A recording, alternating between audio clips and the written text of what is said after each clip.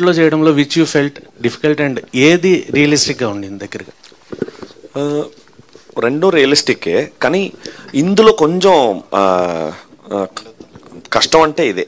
ఎందుకంటే to be in that aggressive mode for 8 continuous hours is really taxing, because I had to force myself to be as a violent, aggressive guy for 8 hours, and after the pack-up I couldn't come out of it.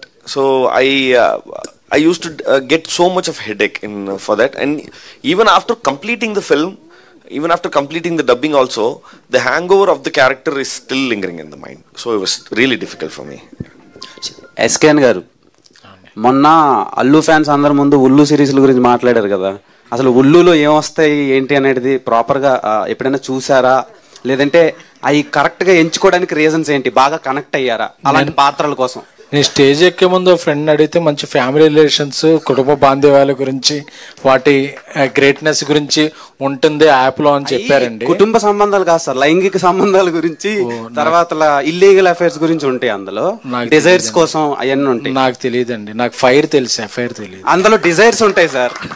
తెలియదండి desires. అందుకే మీరు అలా statement pass చేయడానికి reason ఏంటి? Future లో మేము ఉల్లులో మిమ్మల్ని expect చేయొచ్చు. రైమింగ్ బాగుంది, టైమింగ్ బాగుందని వాడాను తప్ప నాకు అలాంటి ముళ్ళు గుచ్చే యాప్స్ లోకి వెళ్ళాలని లేదండి. Thank you. ఓకే.